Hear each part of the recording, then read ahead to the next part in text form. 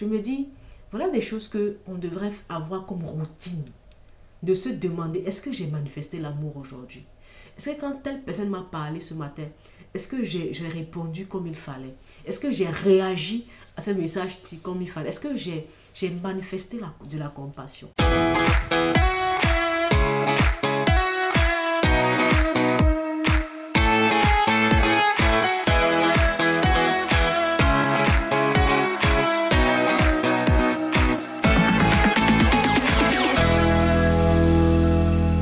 Bonjour Sorel.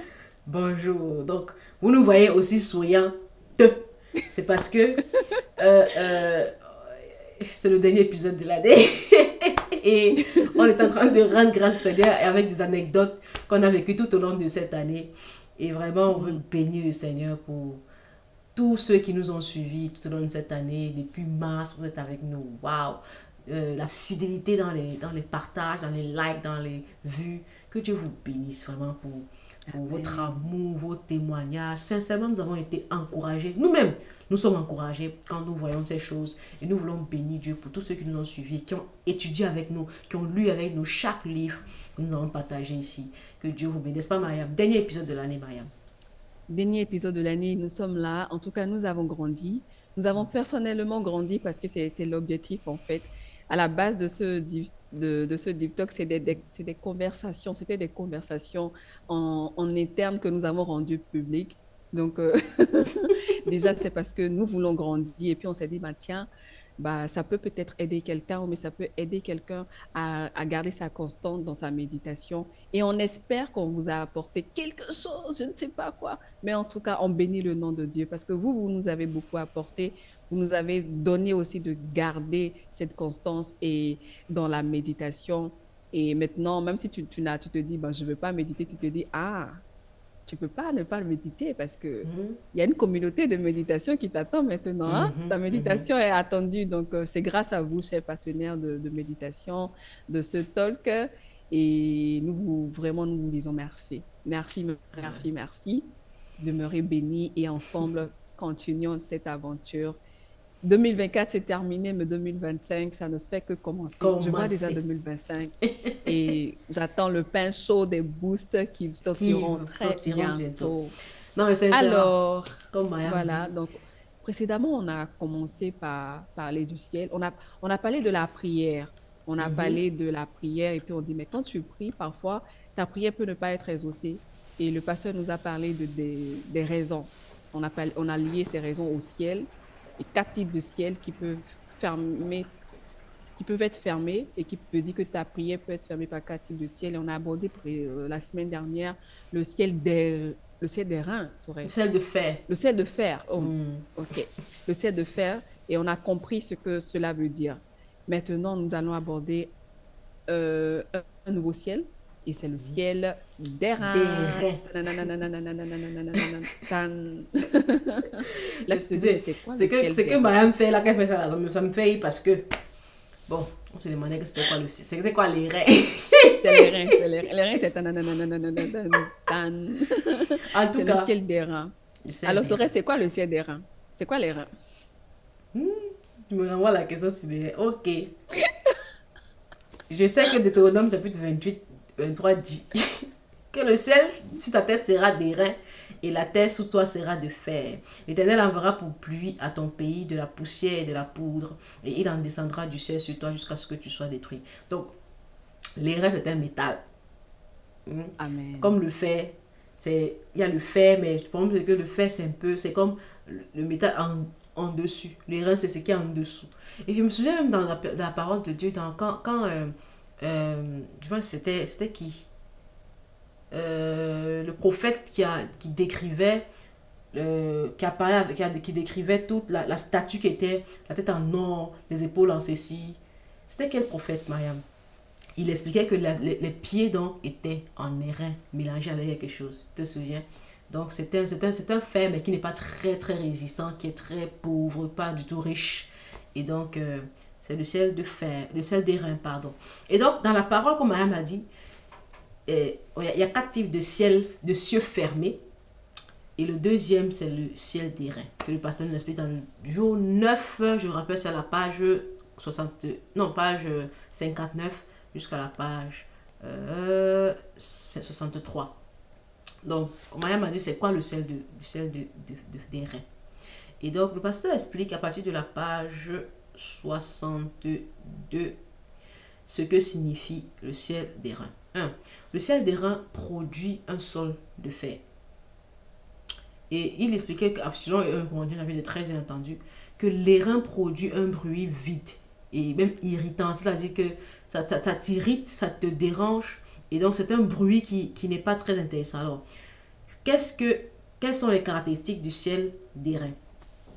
Le sel des reins, première chose, j'ai dit, ça produit un sol de fer, tandis que le sel de fer produit un sel des reins. Tu vois un peu la différence? Waouh, Mariam, c'est un peu deep. Le sel des reins produit le sol de fer, le sel de fer produit une terre des reins. Non, non, je comprends pas, Sorel. Tu utilises trop des thèmes pour me mystifier. Non, Faut parler en fait, clairement. voilà, il dit ceci, n'est-ce pas? Dans le ciel, quand le ciel des reins est actif, la terre c'est une terre de fer. Maintenant, quand le ciel de fer est actif, la terre est une terre des reins. Et il décide ceci, Ça veut dire quoi, Sorel? je vais lire. Ce qui signifie que lorsque ton ciel est des reins, ta vie sur la terre est de fer, c'est-à-dire difficile. Difficile, compliquée, pleine d'opposition, de portes fermées. Lorsque tu pries, tu manques de grâce et tu ne reçois pas les grâces que tu devais recevoir lorsque ton ciel devait être ouvert. Maintenant, il dit encore ce qui signifie que le contraire, lorsque le ciel est de fer, ton ciel est d'airain, ça signifie que sur la terre, tu ne fais pas beaucoup de fruits. Pas beaucoup de fruits et donc pas de réponse concrète à tes sujets de prière. Tu ne produis pas, tu n'es pas quelqu'un de productif. Donc, ciel d'airain, opposition, d'accord? Porte fermée, difficulté. Ciel de fer, pas beaucoup de fruits. Voilà. Et donc, en fait, tu te rends compte que les deux fonctionnent différemment, mais dans les deux, la terre est influencée. Si le ciel est d'airain, tu as des oppositions de toutes parts. Tu es toujours avec des obstacles. Il y a des gens qui te combattent. Il y a des portes qui sont fermées, qui ne s'ouvrent pas. Tu sens que c'est ta porte. Tu sens que c'est ta grâce qui doit venir. Mais elle est barricadée, quoi. Pourtant, quand le ciel est de fer, toi, tu travailles, mais tu n'as pas de fruits. Pourtant, tu donnes des efforts, tu donnes beaucoup d'efforts, mais à la fin du mois, par exemple, pas de salaire. Petits fruits, ça ne donne pas assez. C'est comme un fermier qui a planté sur des hectares, mais il récolte un sac. Pas beaucoup de fruits. Et donc, le pasteur explique que le sel des reins est causé par quoi? On a donné les caractéristiques dans les causes. Les causes, c'est tout simplement... Premièrement, on avait dit que le sel de fer, la cause, c'est l'orgueil, n'est-ce pas? Alors que le ciel des reins, la cause, c'est manque d'amour et de compassion. C'est-à-dire que ton cœur n'est pas un cœur qui aime. Tu n'as pas un cœur qui aime facilement. Et c'est pour ça que tu vas voir que le ciel des reins, généralement, on parle aussi de 1 Corinthiens chapitre 13, qui est relié. Parce que ça montre comment ton cœur doit être pour que le sel des reins puisse être déchiré sur ta tête. Donc il dit qu'un chrétien qui est trop dur dans son cœur et envers les autres, à la page 62, qui est trop dur dans son cœur et envers les autres, verra son ciel fermé par les reins. Ses prières ne produiront que du bruit au ciel. Wow. Et donc, il dit que le ciel des reins reçoit de la poussière comme pluie. C'est-à-dire qu'il va pleuvoir, hein. Mais ce qui va pleuvoir là, c'est de la poussière. Et il dit, la pluie de poussière est une conséquence du ciel des reins. Et il dit aussi que, comment donc percer ce ciel des reins, Mariam? Alors, comment percer ce ciel des reins? Comme le pasteur le disait, les reins, il fait beaucoup de bruit. C'est-à-dire, tu fais des efforts, tu produis, mais il fait du bruit, c'est vide. Il nous explique que c'est vide, en fait. Et comme tu le disais, qu'est-ce qui fait ça? C'est ton cœur. Tu es dur, tu es impatient, tu es coléreux, tu es trop exigeant envers ton entourage, par exemple, envers ton équipe, tu as trop d'attentes, tu n'arrives pas à te mettre à la place des autres. Tu te dis, bah, ce que je dis, mais c'est évident, c'est clair, n'est-ce pas? Pourquoi vous ne comprenez pas ce que je dis? C'est aussi Mhm. simple. C'est simple pour toi, Mhm. d'accord? Parce que le Seigneur tu sais, dans la parole, il dit, il nous a donné à quelqu'un 5 talents, d'autres 2 talents, d'autres 1 talent. C'est clair pour toi peut-être parce que le Seigneur t'a donné 5 talents. Tu as la capacité de voir plus vite que l'autre, mais ton collaborateur ne voit pas forcément. Donc, du coup, quand l'équipe ne va pas vite à ta hauteur, bah, toi, ça peut t'irriter, tu vois. Et là, c'est de l'impatience qui commence. Et là, c'est la dureté qui commence. C'est là où le pasteur dit, en fait, que on n'a pas la compassion de Dieu. Et là, il nous expliquait les témoignages où, en fait, il priait, il demandait au Seigneur, aie compassion, aie compassion. Le Seigneur dit, mais non, non, mon fils, moi, j'ai la compassion. C'est toi qui n'as pas ma compassion. C'est toi qui n'as pas ma compassion et c'est à toi de demander ma compassion. Et ça, ce qui j'aime bien dans les boosts, pendant que tu lis, le Seigneur c'est un peu comme s'il crée le contexte pour te faire vivre en fait ce que tu es en train de lire. J'ai eu une maman, une amie, je vais dire, qui est en train de traverser une période assez compliquée, tu vois. Et elle a par exemple un challenge avec l'alcool, tu vois. Et puis il y a un jour, dans la semaine, hein, pendant que je méditais, on devait se voir, mais c'est là où tu vois que Satan est vraiment méchant en fait. Elle a tellement bu elle n'arrivait plus à marcher. Et à un moment donné, elle voulait s'asseoir et puis elle est tombée là où elle n'a pas pu garder cibler la bonne place, elle est tombée, tu vois. Mais Sorel, en fait, parce que je me suis habituée, depuis que je la connais depuis peut-être 4 ou 5 mois, à toujours la voir dans cet état, à un moment donné, j'étais fatiguée, en fait. Ça m'a épuisée. Je me dis au-dedans de moi, mais pourquoi tu n'arrêtes pas? Regarde comment tu es, mais pourquoi tu n'arrêtes pas? Et quand elle est tombée, tu sais, sur le coup, j'ai réalisé que ça m'a rien fait, en fait. Parce que je fais, mais pourquoi tu n'arrêtes pas? Regarde ce que ça te fait. Du coup, je suis là et puis c'est un peu comme si, en tout cas, tu vas te lever, tu es habitué. Waouh. À un moment donné, je me suis dit, mais Mariam, pourquoi je n'ai rien ressenti? Si c'était là, en fait, les premiers mois, j'étais toujours là, j'avais mal, je me dis, mais Seigneur, délivre là, délivre là. Mais pourquoi maintenant, dans le 5e mois, c'est un peu comme si je Ton n'ai cœur est plus devenu mal, quoi. froid. C'est un peu comme si je me suis habituée à Hmm. sa situation. Et c'est là où je comprends quand le Seigneur, je fais, mais Seigneur, comment toi tu fais pour continuer par supporter? Comment tu fais pour continuer par avoir mal de la voix comme ça? Moi, j'ai fait 5 mois et ça m'a suffi, en fait. C'est là où le cas, c'est que j'ai vraiment compris quand le pasteur me dit, tu dois demander la compassion. De Dieu. Comment tu fais pour continuer par l'aimer, par voir que cette personne qui a volé là, c'est pas elle. Cette personne qui a menti, c'est pas elle. Cette personne que tu penses te persécute, c'est pas elle. Cette personne que tu vois clairement te poursuivre dans tes songes, ce n'est pas elle. Comment tu fais pour, à un moment donné, ne pas perdre en amour, ne pas perdre en compassion? Et c'est là où le Seigneur m'a dit, en fait, tu n'as pas à t'en vouloir. C'est là où tu dois demander mon amour pour elle. C'est là où tu dois me demander comment je vois les autres, comment j'ai été patient, comment j'ai attendu, comment j'ai soupiré dans le secret. Comment ça a fait peut-être 5 ans avant que tu ne donnes ta vie à Jésus, pendant que tu étais dans le monde, tu tombes, tu te lèves. Je n'ai pas laissé tomber. Hmm. Je n'ai pas laissé tomber. Vraiment, On est béni, Seigneur. ça a été un cas pratique parce que au début, j'étais là, je soupirais, Seigneur, j'ai mal pour elle. Mais 5 mois après, la même personne mon cœur a failli se déchirer les premiers mois quand je la voyais dans le même état.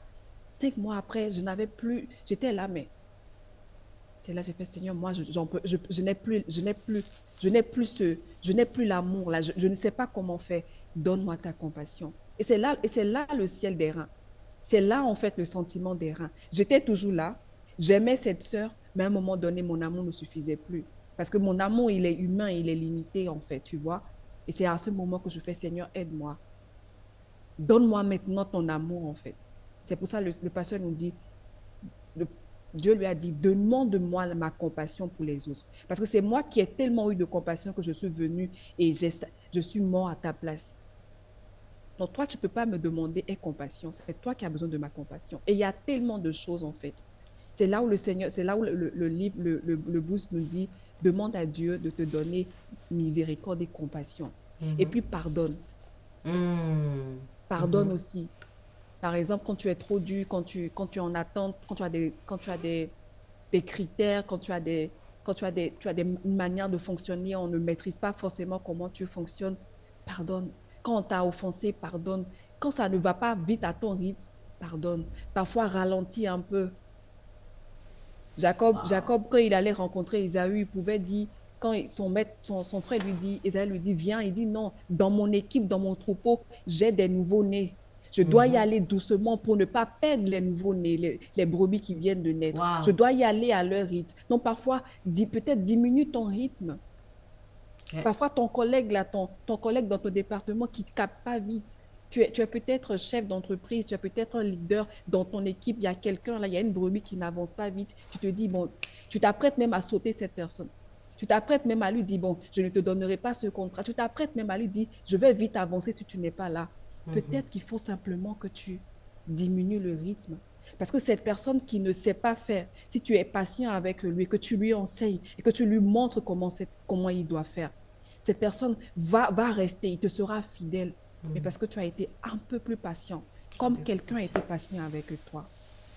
Donc, on doit vraiment demander que le Seigneur nous donne sa patience. Il nous donne de l'amour, en fait. Et quand on dit l'amour, c'est le fruit de l'esprit. C'est un bouquet en 9 fruits. Il y a l'amour, mais il y a la bonté. Il y a la patience, il y a la joie, il y a la bénignité, il y a la fidélité, il y a la tempérance. C'est Galates 5, 22, en fait. Et c'est tellement de choses. Donc, c'est tellement subtil, ce manque d'amour-là. Tu es dans la présence de Dieu, tu aimes toujours Dieu, tu vois. Tu vois, cette sœur, j'étais toujours avec elle. Je voulais toujours qu'elle vienne au Seigneur. Mais dans mon action, à un moment donné, j'étais fatiguée. Tu vois, ce frère avec lequel tu travailles, tu veux toujours, il est toujours dans le département. Il travaille toujours, mais à un moment donné, il commence par t'irriter.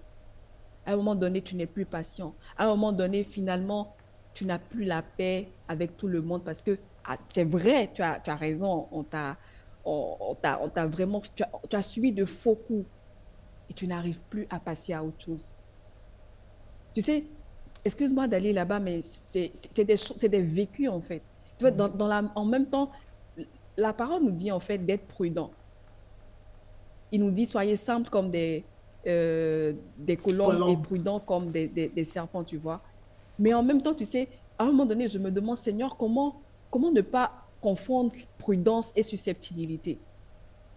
Tu peux être prudent, mais par rapport à ce frère qui t'a marqué, qui t'a donné un coup, ton cœur devient froid, ton cœur devient distant. Et tu te dis, ah, la Bible a dit d'être distant, d'être prudent. Est-ce que c'est la prudence ou bien est-ce que c'est la froideur? Est-ce que c'est la prudence ou bien est-ce que c'est la susceptibilité? Ah, tu m'as mordu une fois, tu ne m'auras pas une deuxième fois. Mais finalement, en fait, c'est à Dieu de nous donner le cœur, le réel cœur d'amour, en fait. Parce qu'il a dit, toi, tu ne juges pas. Mais finalement, Seigneur, est-ce que je suis prudent envers ce frère qui m'a déjà donné un faux coup ou est-ce que je suis susceptible? Parce que quand je le vois, il y a quelque chose qui se passe au-dedans de moi. Finalement, est-ce vraiment la prudence ou est-ce la susceptibilité? Quand je le vois, je me dis, non, et tout ça, c'est l'amour en fait. Et tout ça, c'est l'amour. Quel genre d'amour on a, on ne sait pas. Donc vraiment, je pense que pendant que nous sommes en train de terminer cette année, demandons au Seigneur de nous donner son amour. On n'a pas le doctorat de l'amour. On n'a pas l'amour parfait. Le seul amour parfait, c'est l'amour de Jésus. Qu'il check notre cœur, qu'il n'a qu'à tout prendre et nous donner son amour, sa compassion, nous donner de supporter les autres, afin qu'on ne produise pas des bruits d'airain. Parce que tu es là. Le bruit d'airain, ce n'est pas que tu n'es pas là. Tu es là. Tu es en train d'évangéliser. Tu es en train de faire, mais ça produit du bruit. Tu auras un tout petit peu de résultat. Ton résultat ne sera pas comme tu devrais avoir, en fait. En tout cas. Donc, Sorel, vraiment, c'est un peu ça pour moi, le ciel d'airain. Et le pasteur, il a dit, quand c'est comme ça, demande au Seigneur de t'apprendre à aimer Dieu, de t'apprendre à aimer ton prochain et d'apprendre à aimer tes ennemis. Hmm. Et quand tu fais ça, Nous sommes en fin d'année. Oh. tu vas créer la brèche Et et ce vraiment, ciel va s'ouvrir. Amen. Et c'est vraiment notre prière pour toi. Parce que tu vois, ce que tu Maya, regarde, c'est tellement subtil, mais c'est tellement vrai. Euh, L'amour et la compassion sont des thèmes que je t'ai envie de dire que tous les chrétiens, normalement, ils ont de quoi dire. Ils ont quelque chose à dire. On a toujours quelque chose à dire sur l'amour, sur la compassion. Mais tu vois, dans le vécu, le quotidien, là, comme l'exemple que tu as donné, je ne vais pas revenir dessus, mais vraiment, dans le vécu et le quotidien que nous avons, euh, il y a un moment donné où il faut qu'on check vraiment, qu'on soit des personnes qui ont des routines de checklist de leur vie. Parce que tu vois, tu peux passer à côté de tellement de choses pendant tellement de temps que quand tu veux revenir là, c'est comme si c'est pas trop tard, mais ça fait tellement longtemps que tu es dans ça.